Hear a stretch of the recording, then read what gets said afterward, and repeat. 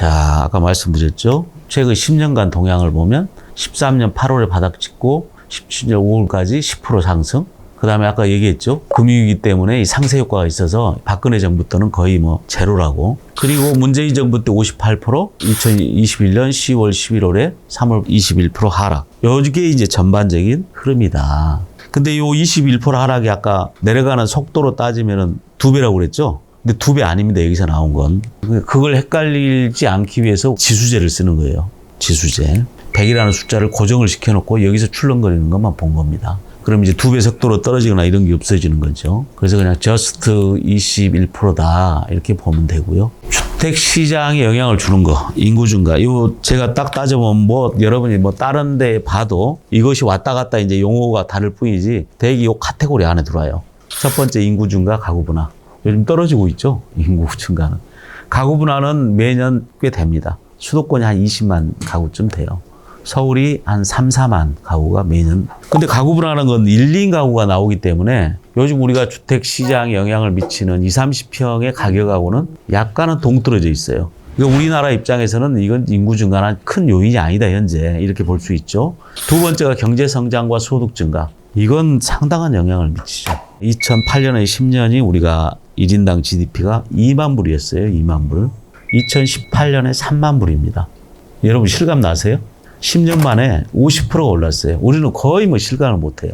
그만큼 집값 상승률이 있었다는 거예요. 그 다음에 세 번째가 이제 금리하고 유동자금인데, 금리가 얼마 전까지만 해도 엄청나게 뭐 거의 0.5였죠. 이 영향이 엄청났습니다. 유동자금 3,000조. 그 중에 한 절반, 1,500조가 2달 만에 왔다 갔다 할 수 있는 자금. 엄청난 자금이 부동산에 들어왔다. 주택 공급, 이게 골치 아픕니다, 사실은. 요건 뒤에서 좀 말씀드릴게요. 글로벌 리스크, 제가 말씀드렸죠? 10년 만에 왔는데 이번엔 코로나가 와가지고 거꾸로 부동산이 떨어지는 게 아니고 밀어 올리는 효과를 가져왔다. 정부가 통제할 수 있는 게 있나요?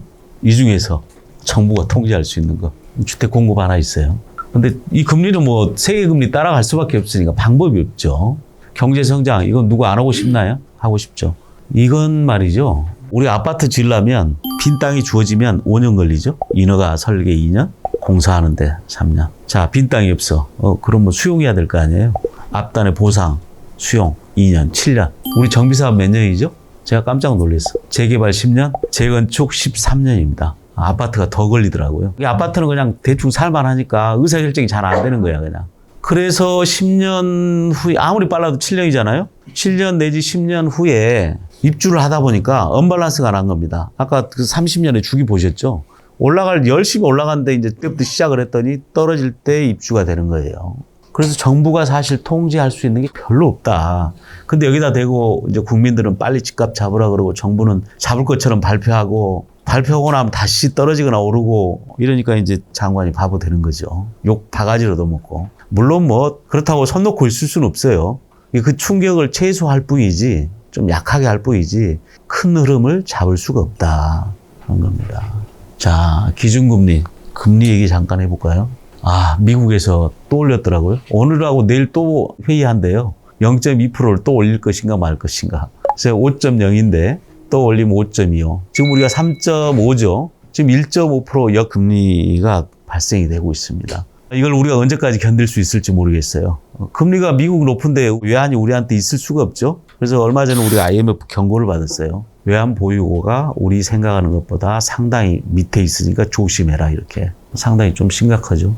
우리 물가입니다. 물가가 지금 5%인가요? 낙찰 건수 떨어지고 이런 전반적인 상황을 봤을 때 만만치 않다. 그리고 우리 경제 성장률 앞으로 거의 세계적으로 1%에서 1.5 사이 왔다 갔다 한다고 그러죠. 자, 그러면 이제 주택 가격 상승 요인하고 하락 요인을 한번 살펴보도록 하죠. 17년부터 이제 오르기 시작했다니까.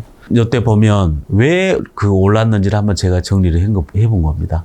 금융위기가 와서 쫙 하라 그랬어요. 근데 아까 제가 2008년에 우리가 2만 불이었다가 18년에 3만 불이라고. 50%가 올랐으면 주택가격도 그 정도, 적어도 50%는 아니더라도 한 30% 정도의 상승 요인은 있다고 봐야죠. 근데 이것 때문에 묻힙니다. 금융위기 이것 때문에. 오히려 집값이 하락을 했죠. 상승한 게 아니고. 그 다음에 뭐가 있었냐. 2014년도에 세월호 있었죠. 2016년, 15년, 16년 국정농단 탄핵 뭐 이런 사회적 이슈 때문에 이미 집값이 그때 13년부터 서서히 오르기 시작하는데 거의 인지가 안 되는 그런 상황이었죠. 그러다 새 정부 바뀌고 나니까 이제 상승을 하는. 그리고 코로나가 오고 유동자금이 유입이 되면서 굉장한 상승을 봤다 볼 수가 있죠. 그럼 하반기 이후에 다시 주택가격이 하락을 했는데 그 이유를 한번 살펴보면 5년간 폭등에 대한 피로가 우리 소득에 비해서 과도한 상승이 상당히 많이 이루어졌다는 걸 알 수가 있어요.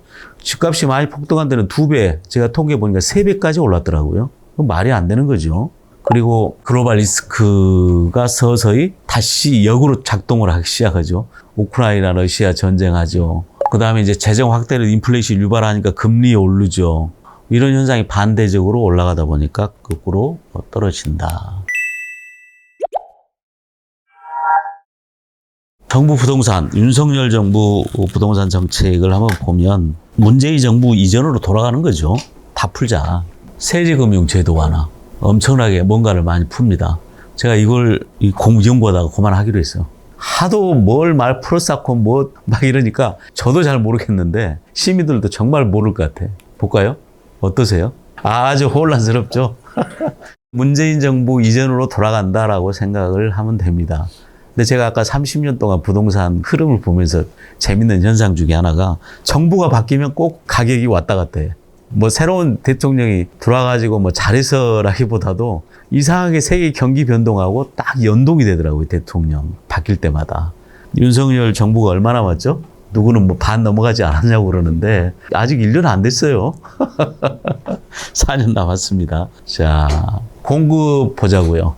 3기 신도시가 90% 보장됐습니다. 그 말만은. 이게 3기 신도시가 15만인데 1기 신도시가 30만이에요. 1기 한 반이라고 보면 됩니다. 우리 2기는 멀잖아요. 김포니, 동탄이 먼데 3기 신도시는 1기 신도시보다 가까워요. 그래서 상당한 임팩트가 있을 거라고 봅니다.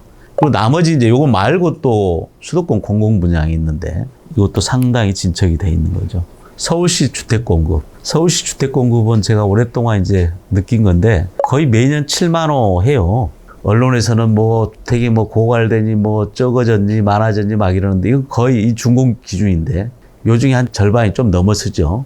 요즘 많이 넘어섰네요. 4만 5천 호 정도 아파트고 나머지는 뭐 비아파트 이렇게 됩니다. 근데 앞으로 전망치도 보면 거의 뭐 유사하다고 봐야죠. 그래서 서울의 주택 공급은 거의 일률적으로 쭉 갈 것이다. 물론 연도별로 약간 출렁거림은 있다 하더라도 또는 상당히 좀 하락할 것이라는 전망들이 좀 우세하죠, 사실은. 현재 21% 하락을 했는데 아까 얘기대로 우리가 60% 올랐잖아요.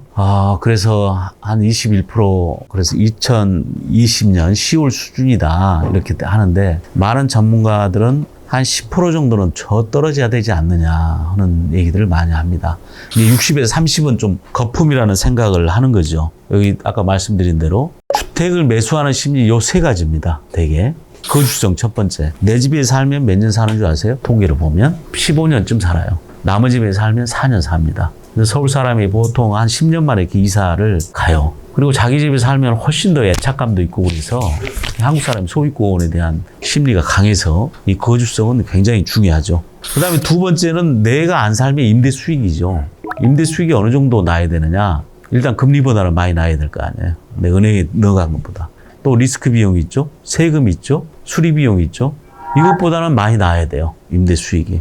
그리고 가장 중요한 거 강남이 오늘날 이렇게 집값이 많이 오르는 미래의 투자 가치입니다. 또 오를 것이다라는 심리. 그죠? 또 오를 것이다. 요 세 개가 맞아가야지 매수를 하는데 현재는 미래 투자 가치는 사라지는 거죠. 그리고 이제 금리가 상당히 올랐잖아요. 그럼 임대 수익하고 이제 비교를 할 거예요. 그럼 남는 게 거주성입니다. 그렇게 따지면 자기가 정말 그 좋은 집에 나만의 집에서 거주를 하겠다는 생각 아니면 지금 같은 시기에 집 사는 거 쉽지가 않죠. 그리고 중장기적으로는 좀 횡보를 하지 않겠냐 하는 생각들을 많이 합니다. 되게 3기 이게 신도시가 입주하는 시기에는 집값이 안정이 돼요. 우리 1기 신도시도 마찬가지였고 2기 신도시도 마찬가지였어요. 입주할 때가 되면 이게 시작할 때는 꼭 폭등기에 시작을 하죠. 입주할 때가 되면 안정기입니다. 그러니까 새로운 입주 물량이 더 싼 값에 나오는데 주변 시세가 뛸 수가 없는 거죠. 우리가 두 번을 경험을 해봤어요. 그리고 2025년이냐 26년이냐 이제 하락의 정점을 이렇게들 많이 생각을 하죠.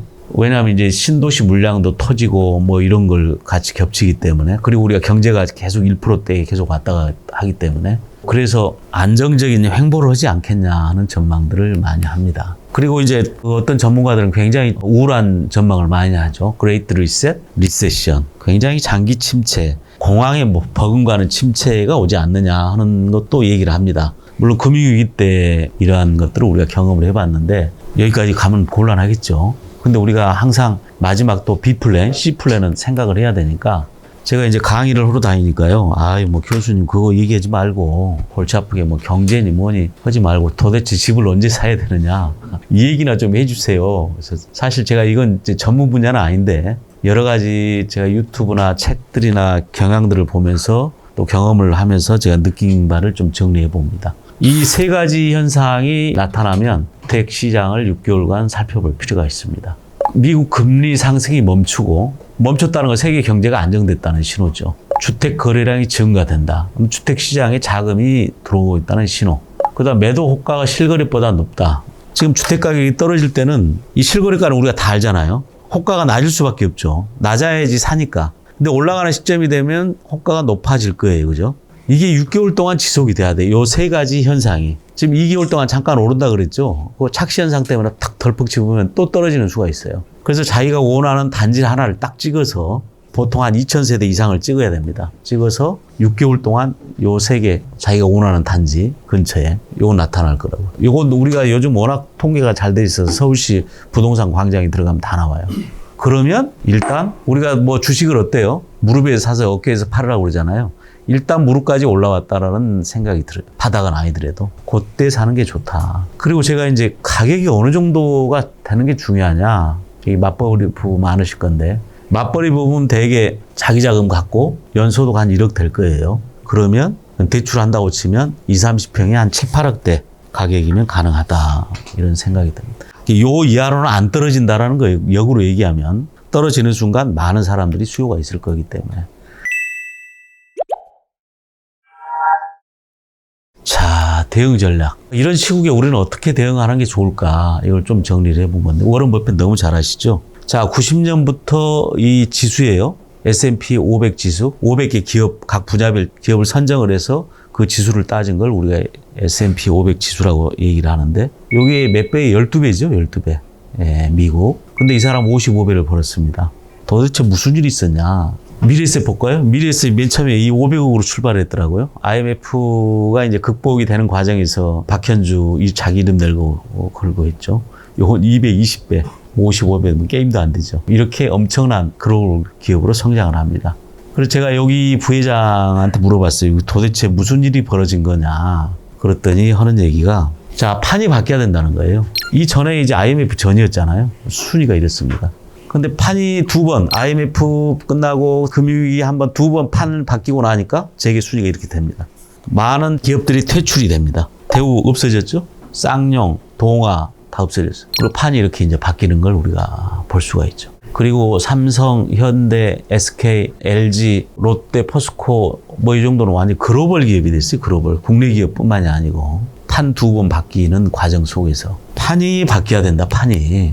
그래서 미래에셋 부회장 만났더니 이번에 자기는 굉장히 좋은 호기로 본대요. 워런 버핏 마찬가지입니다. 굉장히 좋은 호기로 봐요. 드디어 판을 한번 더 뒤집어가지고 점핑을 할 수 있는 도약의 계기다. 대부분 사람들이 떨고 있는데, 불안해하고 있는데, 오히려 성장하는 기업들은 좋은 호기, 위기라는 자체가 기회이기도 하지만 굉장히 좋은 호기로 보고 있더라. 그래서 제가 세계적 기업도 제가 한번 다시 정리를 해봤어요. 여기는 이제 외환위기하고는 상관이 없잖아요. 금융위기를 본 건데 2000년도하고 최근에 보세요. 사우디 아람코는 좀 특별하죠. 이건 석유 팔아먹는 회사니까 그건 뺀다 하더라도 굉장히 많은 회사의 순위가 바뀝니다. 물론 이건 세계 추세하고도 좀 연관이 있죠. 지금 IT, 우주, 뭐 바이오 이런 기업들이 워낙 우세하게 이제 플랫폼 회사들이 가니까 나머지가 뭐 덜 할 수도 있습니다만은 좌우지간에 환경이 바뀌는, 판이 바뀌는 상황 속에서 기업들의 순위가 이렇게 바뀐다. 지금 굉장히 이제 금융주택시장 위기라고 얘기를 하고 PF를 통해서 사업을 하시는 분들 만나보면 정말 좀 숨 넘어가는 얘기들을 많이 하더라고요. 굉장히 애처롭기도 하고. 저는 왜 이렇게 미리 예측을 못했을까 하는 생각도 많이 들어요. 제 상식으로는 제가 한 2020년쯤에 보면 22년, 23년이 되면 반드시 위기가 올 것 같은데 그 얘기를 여기저기 좀 하고 다녔더니 굉장히 좀 듣기 싫으라 하시더라고요. 그리고 2030들한테 영끌이 참 조심해야 된다, 우리가. 그 얘기들 굉장히 싫으라 하고, 제가 방송에 나가서 얘기를 했더니 댓글이 장난이 아니죠. 있을 때 잘하지, 뭐 나와가지고 따따붙하냐. 떨어진다고 얘기나 재수없는 소리나 하고 말이야. 야, 떨어지면 너 가만히 안 있을 거야, 뭐 이렇게. 근데 뭐 제가 뭐 어떻게 한다고 되나요? 절대 안 되잖아요. 그리고 부동산 시장이라는 게 아까도 제가 누누이 얘기를 하지만 정부가 뭐 대책 막 세운다고 해서 달라지는 건 그 큰 판도의 흐름을 달랄 수가 없어요. 이건 글로벌 거시경제하고 워낙 크게 맞물려 있기 때문에. 근데 이제 다른 나라도 마찬가지일 거 아니에요. 근데 다른 나라는 거기에 이미 수능이 됐어요. 우리 주택가격이 막 뛸 때 뉴욕, 독일, 파리 이쪽으로 가보면 거기도 장난이 아니었죠, 사실은.